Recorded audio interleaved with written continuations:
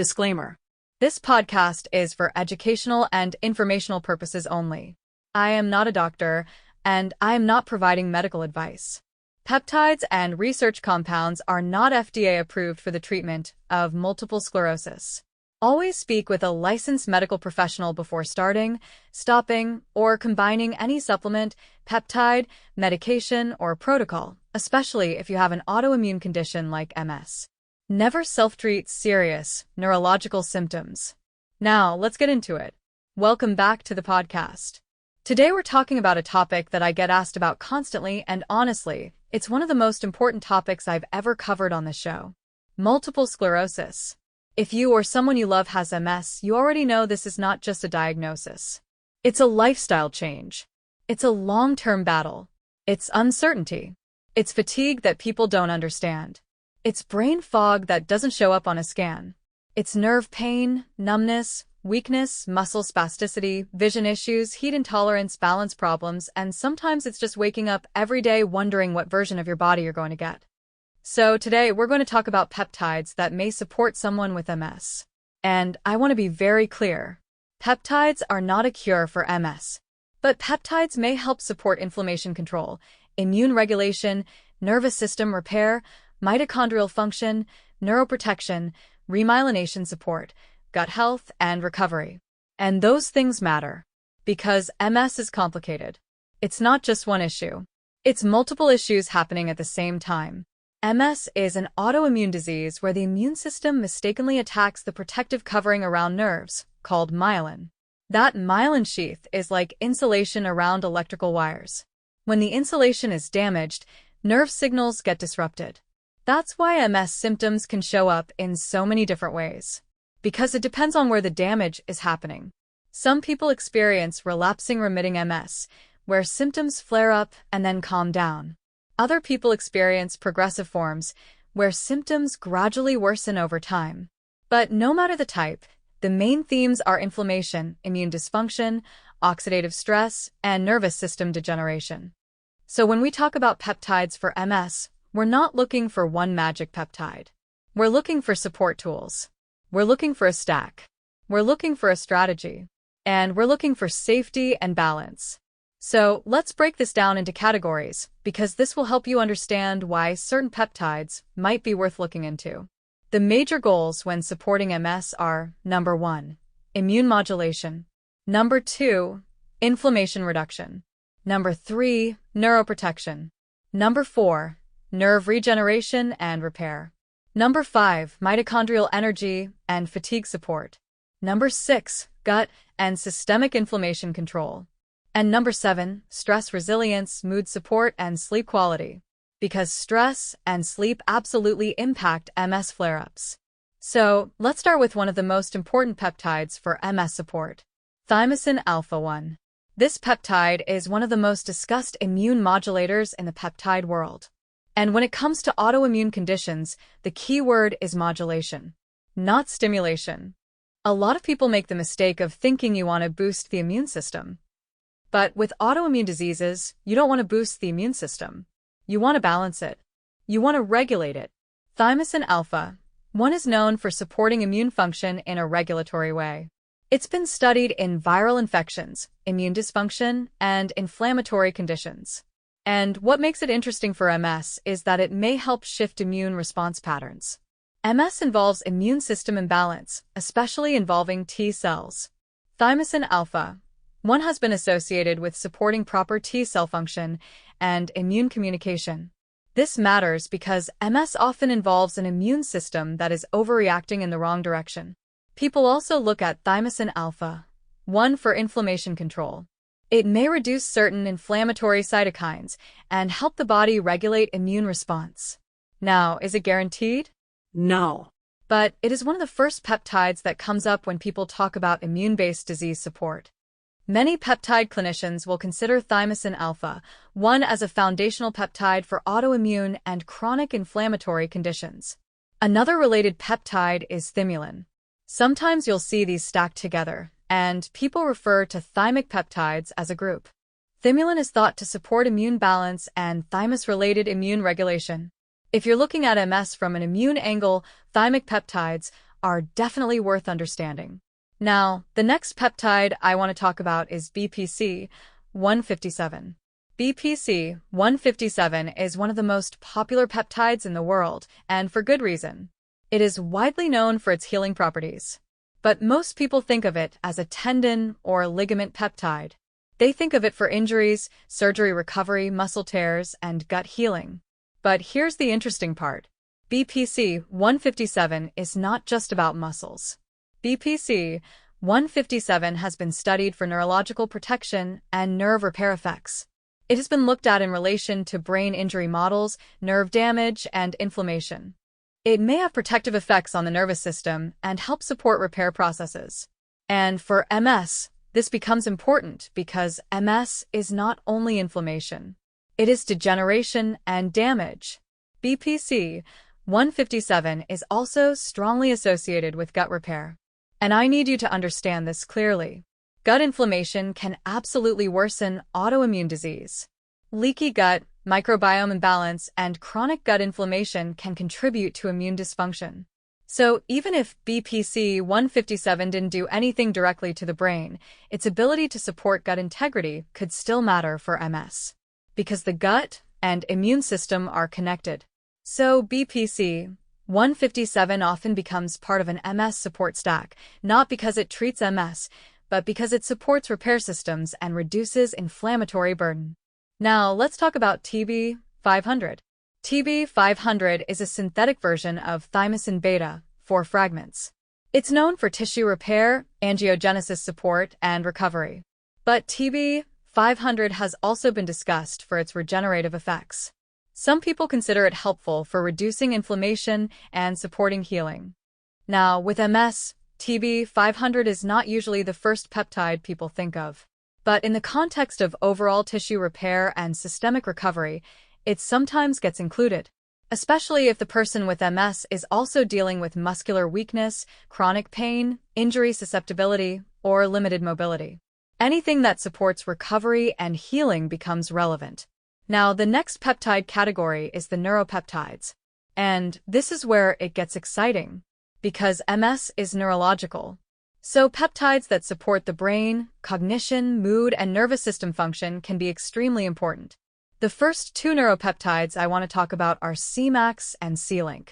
Semax is a peptide that has been widely used in certain parts of the world for cognitive support. People often use Semax for energy, focus, motivation, mental clarity, and neuroprotection. Semax is thought to influence BDNF, brain-derived neurotrophic factor. BDNF is basically one of the body's most important brain repair and neuroplasticity signals. BDNF is involved in learning, memory, and nerve growth. If you're dealing with MS, supporting BDNF is extremely relevant. Because MS can involve cognitive decline, brain fog, fatigue, mood instability, and nervous system stress. Semax is also associated with antioxidant effects and potential protection against oxidative stress. And oxidative stress is one of the major contributors to neurodegeneration.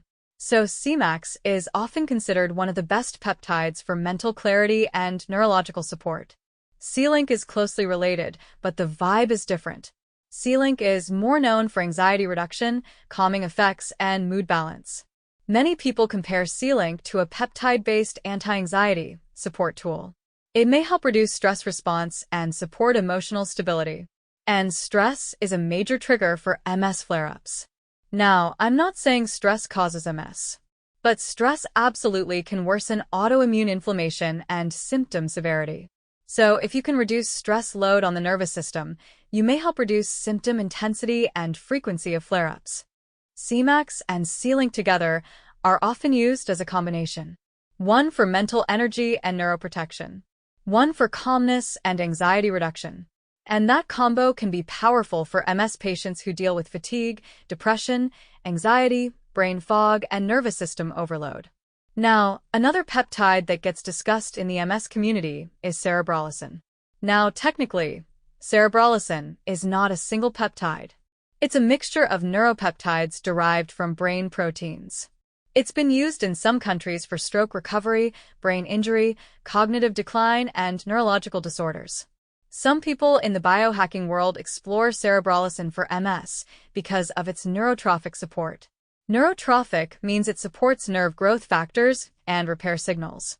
People believe it may support neuroplasticity and brain recovery. But cerebrolacin is not a casual peptide. It's a serious compound with a lot of debate around it, and it should only be considered with medical oversight. But it is worth mentioning because it comes up frequently in neurological peptide discussions.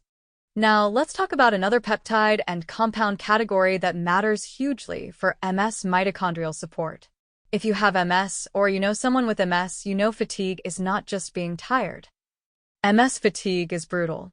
It's like your body battery is permanently on low. Even when you sleep, even when you rest, even when you try to push through. A big part of MS fatigue may relate to inflammation, nervous system inefficiency, and mitochondrial dysfunction. Mitochondria are the energy factories of your cells.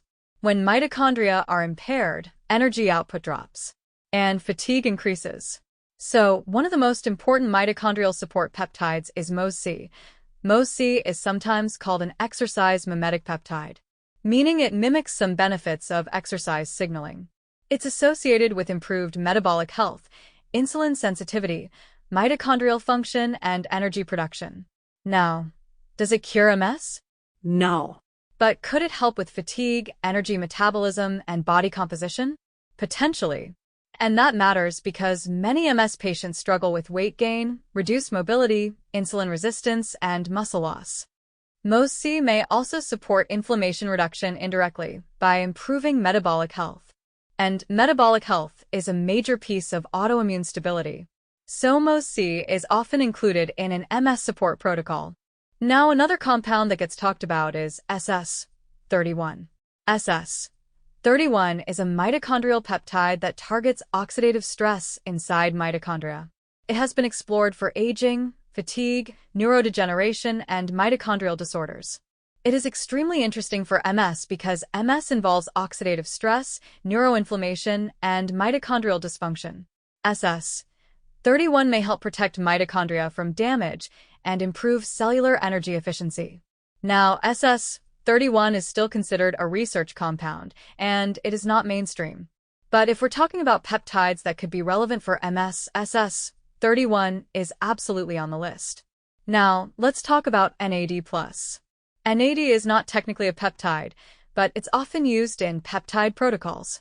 NAD is one of the most important molecules for cellular energy and mitochondrial function.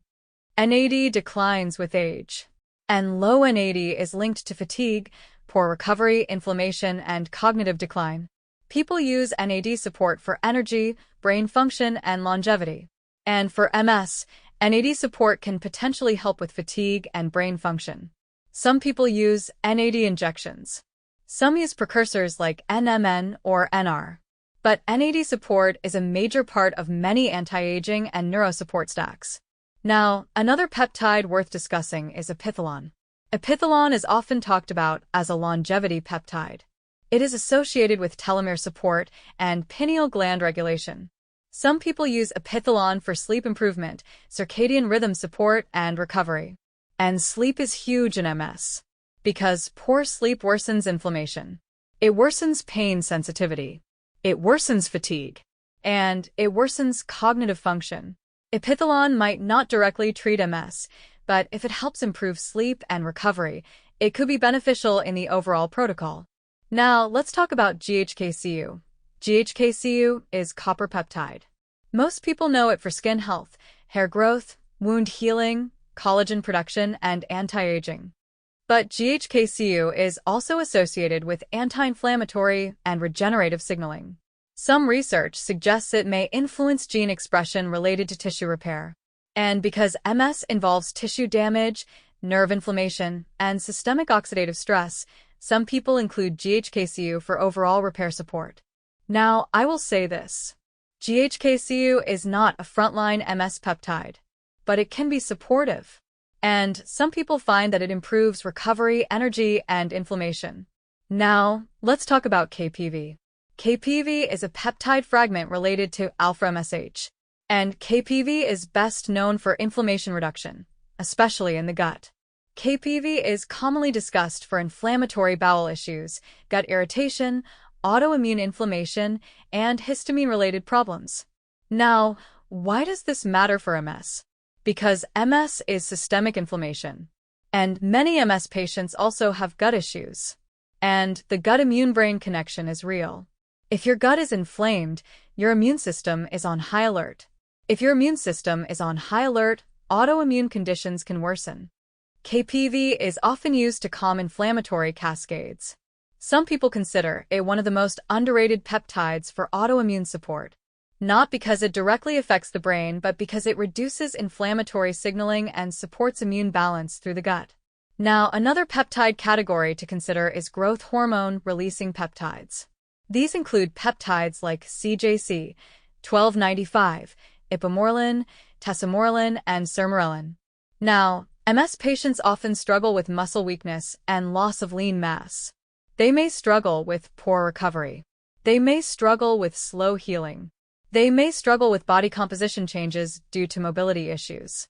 Growth hormone is deeply connected to tissue repair, muscle maintenance, recovery, sleep quality, and metabolism. So growth hormone support peptides might help improve recovery and quality of life. But there is a big caution here. With autoimmune disease, you must be careful with anything that might increase inflammation or immune activation indirectly. Most GHRH and GHRP peptides are considered supportive and relatively safe when properly dosed. But this is not a category to play around with casually. Still, sermorelin is often considered one of the gentler options. It supports natural growth hormone release. It may improve sleep. It may improve recovery. And it may support muscle preservation. CJC, 1295 with ipamorelin is another popular combo. Many people use it for body recomposition, sleep, and recovery. For MS, it might be helpful because muscle loss and weakness are major quality of life issues. But again, this should be approached with professional guidance. Now, let's talk about peptides that support nerve repair and neurotrophic growth. One that comes up a lot is BDNF-related peptides or BDNF support. Some people experiment with BDNF peptides. Some use compounds like Semax to increase BDNF naturally. But the reason BDNF matters is because MS is associated with neurodegeneration. If you can support neurotrophic growth factors, you may support the nervous system's ability to adapt and recover. Now, one peptide worth mentioning is dihexa. Dihexa is a peptide-like compound that has been explored for cognitive enhancement and neuroplasticity. It's sometimes discussed in Alzheimer's and cognitive decline circles. But dihexa is controversial. It is powerful, but it is not widely studied in humans. Some people believe it could potentially support synapse formation and brain repair. However, this is a compound that must be approached with caution. It is not a beginner compound. And it is not a casual MS supplement. But it does get mentioned, so I want you to be aware of it. Now, another peptide and compound category that matters for MS is anti-inflammatory peptides. We already talked about KPV. But another major inflammation reducer people use is Thymosin Alpha-1. Some also use BPC, 157 for inflammation control. Some use peptides like LL37, but that is a very complex immune peptide and not one I would recommend casually for autoimmune patients because immune activation can be risky. So the key idea is this. In MS, you want peptides that reduce inflammation and regulate immune balance, not peptides that aggressively stimulate immune response. Now, let's talk about a peptide that many people don't associate with MS, but it matters. VIP. Vasoactive intestinal peptide. VIP is a regulatory neuroimmune peptide that affects inflammation, immune signaling, and the nervous system. VIP has been discussed in chronic inflammatory response syndrome and immune dysregulation. Some people explore VIP for autoimmune issues. But VIP is also not a beginner peptide. It can affect blood pressure, vascular tone, and systemic balance. So it requires medical oversight. But it is one of the peptides that gets discussed in the MS world because of its immune-modulating effects. Now, let's talk about MS symptom management. Because some peptides might not affect the underlying disease, but could improve symptoms. For example, PT, PT-141. PT-141 is primarily used for libido and sexual function. Now, why does that matter? Because MS can cause sexual dysfunction, reduce sensation, and reduce libido. MS can affect nerve signaling in the pelvic region. It can also affect confidence, relationships, and quality of life. PT-141 is not an MS peptide, but it may help restore quality of life in that category. And quality of life matters. Because if you feel like yourself again, you're more likely to stay consistent with movement, nutrition, therapy, and your protocol. Another peptide-like compound is melanotan 2. Melanotan 2 is mostly used for tanning, but it also influences appetite and libido. However, it can have side effects, including nausea, blood pressure changes, and pigment changes. And for MS, it's not really a primary tool. But some people with MS do use it for mood and libido benefits. Still, it's not one I would put high on the list. Now, let's talk about the elephant in the room. Remyelination. The dream for MS is supporting remyelination, rebuilding that protective nerve coating. Now, there are no peptides that are proven to remyelinate nerves in humans as a guaranteed therapy. But there are compounds and peptides being explored that may support nerve growth and repair pathways. This is where neurotrophic peptides, mitochondrial peptides, and inflammation control peptides become important. Because the body cannot rebuild properly in an inflammatory environment. If inflammation is high, repair is low. So if you want to support remyelination, you must first calm the immune system, then support the nervous system, then support the mitochondria, then support the repair process. That's why MS peptide support is a layered approach. Now, I want to talk about something that often gets overlooked. Peptides won't work well if the foundations are broken. If your vitamin D is low, your inflammation is going to be higher. If your magnesium is low, your muscle function and nerve function will be worse. If your gut health is wrecked, your immune system will stay inflamed. If your sleep is garbage, your nervous system will stay inflamed. If your stress is constant, your flare risk goes up. So, if you're looking at peptides for MS, you need to understand that peptides are not magic. They are amplifiers. They amplify your recovery ability. They amplify repair signaling. But if you're doing everything else wrong, you're basically trying to fix a burning house with a garden hose. Now, let's walk through what a realistic peptide approach for MS might look like conceptually. Not medical advice, but conceptually. First, immune modulation and inflammation control. That might include Thymosin Alpha-1, possibly Thymulin, possibly KPV for gut and systemic inflammation, possibly BPC, 157 for inflammation and healing. Second, nervous system support and neuroprotection. That might include Semax. That might include Selank. Possibly SS31. Possibly NAD support. Third, mitochondrial energy and fatigue support. That might include MOTS-c. That might include SS31. That might include NAD. Fourth, repair and regeneration. That might include BPC, 157. Possibly TB, 500.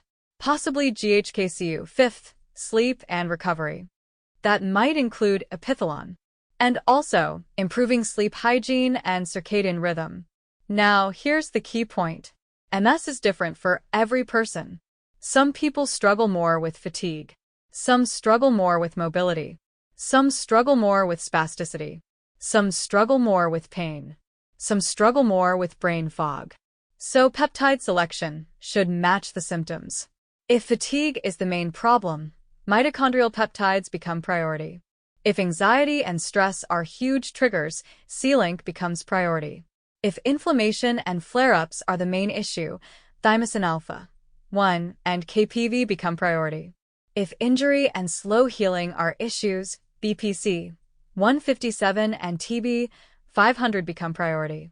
If sleep is wrecked, Epithalon becomes priority. Now let's go deeper into a few of these. Let's talk about Semax in more detail. Semax is often described as a nootropic peptide, but it's more than that. It may support brain blood flow. It may support neuroplasticity. It may support dopamine balance. It may support BDNF expression. Many people report that Semax makes them feel mentally sharp, motivated, and clear. And in MS, mental clarity is not a luxury. It is survival. Brain fog can feel like losing yourself. So Semax is often used for cognitive performance. Some people use it daily for periods. Some use it in cycles. Now, Selank. Selank is often described as calming, anti-anxiety, and stabilizing. Some people describe Selank as feeling like a gentle emotional reset. Not sedating. Not numbing. Just stabilizing. And this matters because MS patients often deal with depression and anxiety, not just from life circumstances, but because inflammation affects neurotransmitters. Inflammation can affect serotonin and dopamine pathways. So reducing stress and improving mood is not just emotional support. It can be part of inflammation management. Now, Thymosin Alpha-1. This is one of the most important peptides for immune modulation. It may support immune system balance. It may reduce inappropriate immune responses. And it may support antiviral defense. Now, MS is not caused by a virus in the traditional sense. But viruses like Epstein-Barr virus have been associated with MS risk. And many autoimmune patients have immune systems that respond abnormally to viral triggers. So peptides that support immune regulation may be beneficial. Now, BPC 157. This peptide is famous for healing. But it also has something else going on. It appears to influence nitric oxide pathways, inflammation signaling, and tissue repair. Some people with MS report that BPC 157 helps reduce pain and improve recovery. Now, this is anecdotal, but it comes up again and again.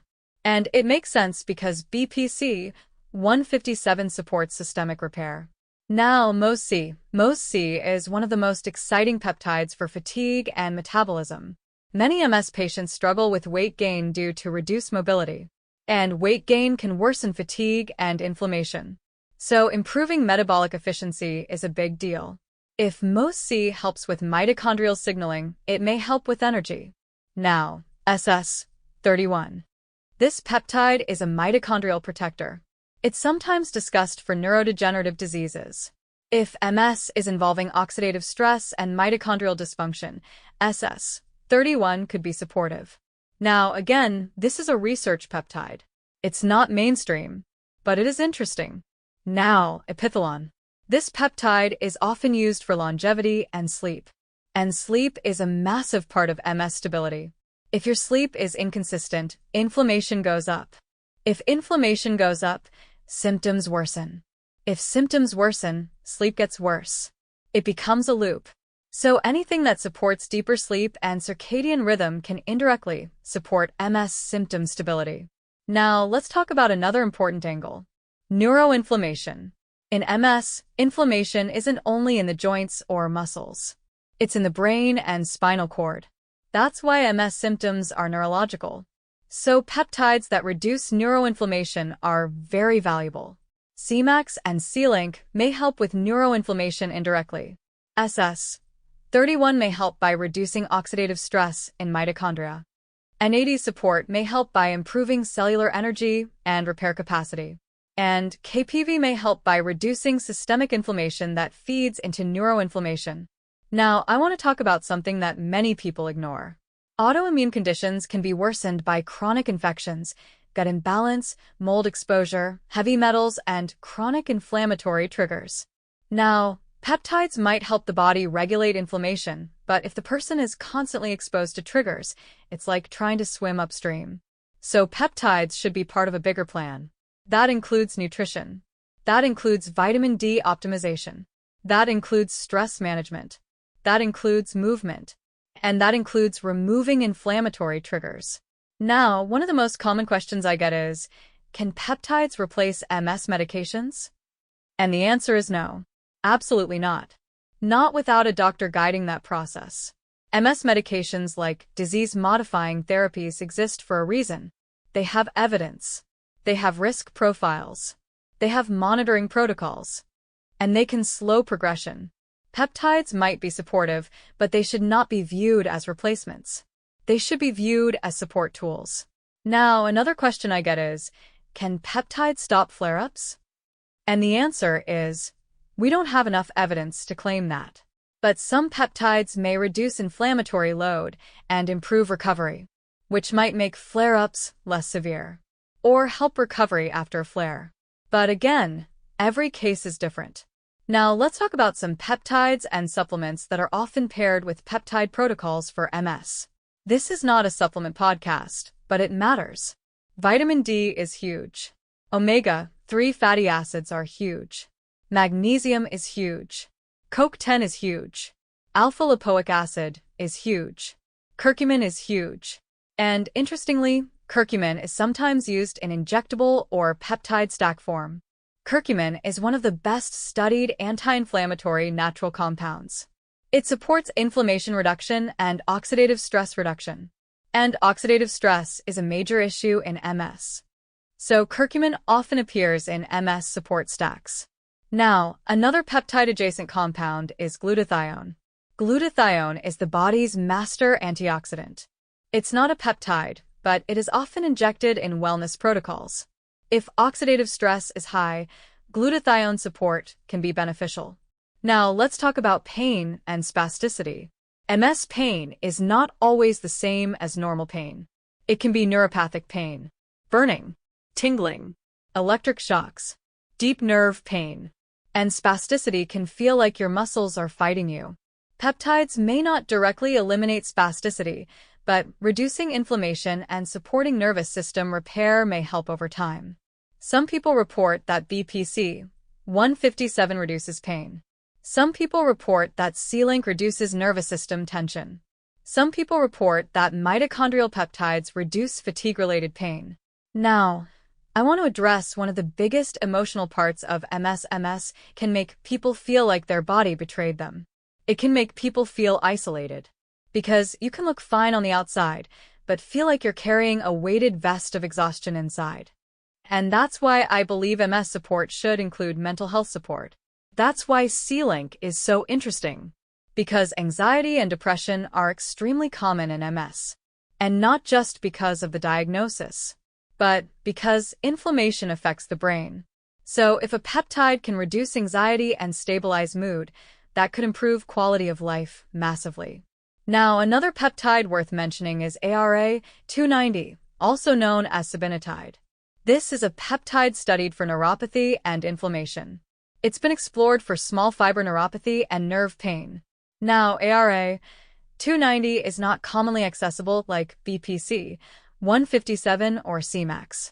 But it is a peptide that comes up in discussions around nerve pain and autoimmune-related neuropathy. So if you hear that name, that's what it is. Now, I want to talk about what an MS-focused peptide protocol should prioritize. And the answer is not weight loss. It's not aesthetics. It's not chasing the newest trending compound. The priorities should be nervous system stability, inflammation control, immune balance, energy support, and repair support. Because if you can stabilize those things, everything else improves. Now let's talk about cycling. Many people with MS do better with cycling peptides rather than constant long-term use. Because you want to avoid overstimulation. You want to avoid adaptation. You want to avoid immune unpredictability. So a lot of people will run peptides in blocks. For example, Thymosin Alpha-1 might be used for several weeks, then paused. Semax and Selank might be used in cycles. BPC 157 might be used during symptom flare-ups, injuries, or gut issues. MOTS-c might be cycled for metabolic support. Epithalon might be run in short sleep-focused cycles. Now, again, this should be guided by someone who understands autoimmune conditions, because MS is not the place to guess. Now, let's talk about what peptides I would consider the top 5 categories for MS support based on what we currently know and what people commonly use. Number 1. Immune modulation peptides. Thymosin Alpha-1. Thymulin. These are foundational. Number 2. Gut and systemic inflammation peptides. BPC 157. KPV. Because gut health is immune health. Number 3. Neuropeptides. Semax. Selank. Because brain fog, anxiety, and nervous system inflammation are major symptoms. Number 4, mitochondrial peptides and energy support. MOTS-c 31. NAD support, because fatigue is a major quality of life killer. Number 5, repair and regeneration peptides. BPC, 157 again. TB, 500. GHKCU, because MS involves degeneration and slow recovery. Now, let's talk about a realistic expectation. Peptides might not make you symptom-free, but they might help you function better. They might help you recover faster. They might help you have more good days. They might help you reduce fatigue. They might help your mood. They might help you feel more resilient. And when you have MS, resilience is everything. Now, let's talk about what not to do.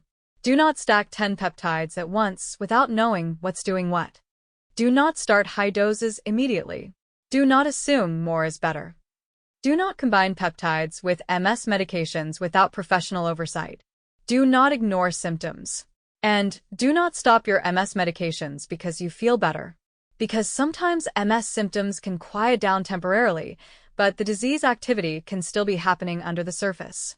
MS is not always loud. Sometimes it's silent damage. So you need monitoring. You need blood work. You need imaging. You need neurological checkups. Peptides should be support, not replacement. Now, I want to talk about lifestyle synergy. Because peptides work better when you give them the right environment. If you're eating inflammatory foods constantly, you're feeding the fire. If you're sedentary, muscle weakness gets worse.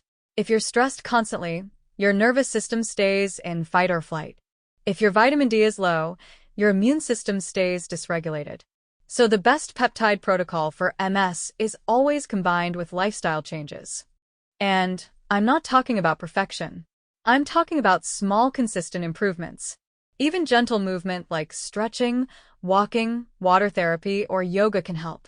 Even cleaning up nutrition a little can help. Even improving sleep a little can help. Now, I want to mention something else that's important. Heat sensitivity. Many MS patients struggle with heat. Heat can worsen symptoms dramatically. So if someone is using peptides that increase metabolism or increase thermogenesis, or increase activity, they need to monitor heat response. Hydration and electrolytes become very important. Now, let's talk about one of the most overlooked pieces of MS muscle wasting. If your nervous system is impaired, your muscles may not fire correctly.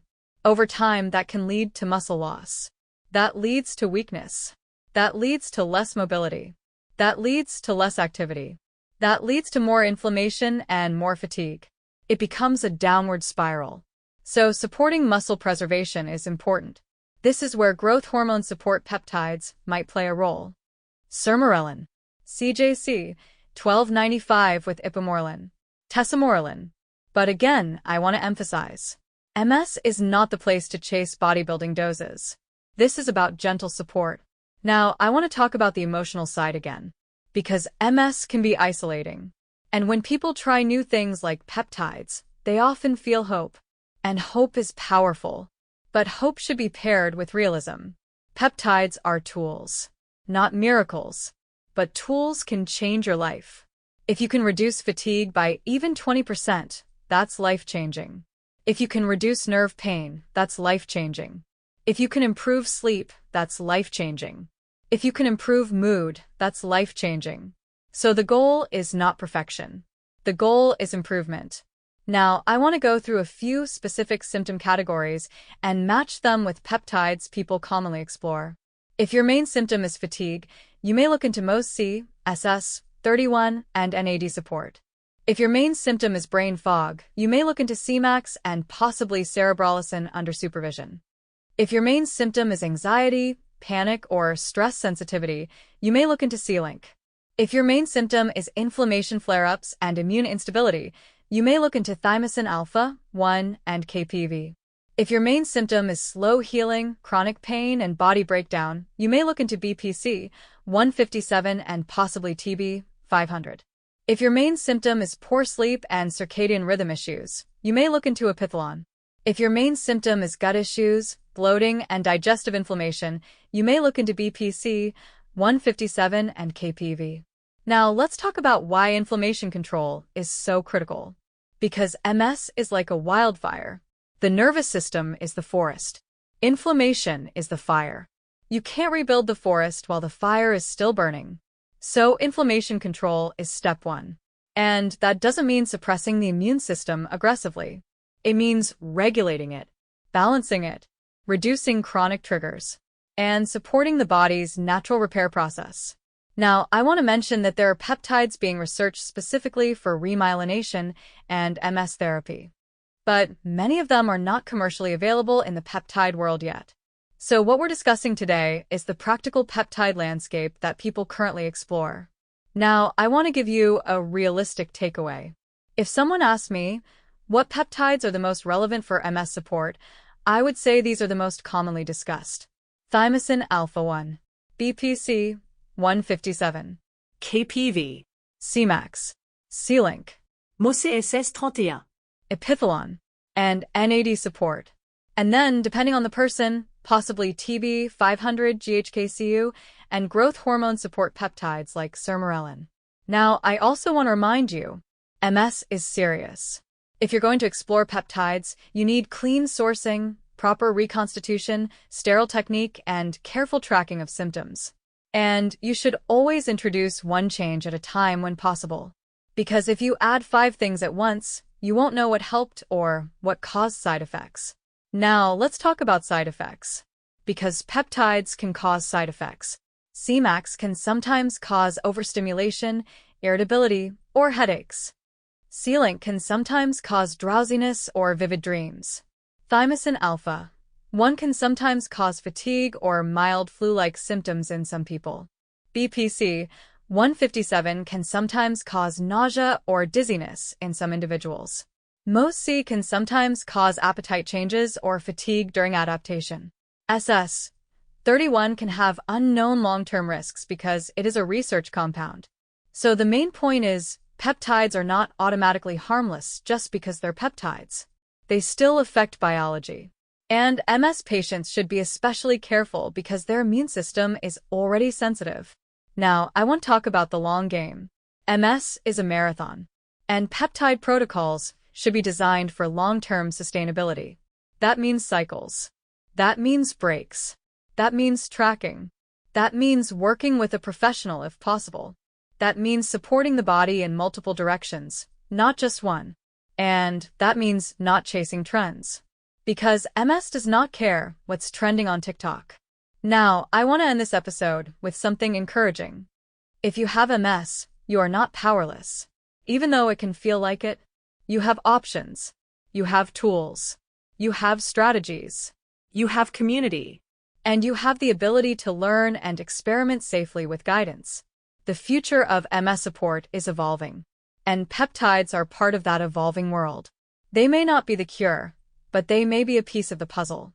And sometimes, even a small piece of the puzzle can change everything. Disclaimer. This podcast is for educational and informational purposes only. I am not a doctor, and I am not providing medical advice. Peptides and research compounds are not FDA approved for the treatment of multiple sclerosis. Always speak with a licensed medical professional before starting, stopping, or combining any supplement, peptide, medication, or protocol, especially if you have an autoimmune condition like MS. Never self-treat serious neurological symptoms. Thanks for listening, keep learning, and stay curious.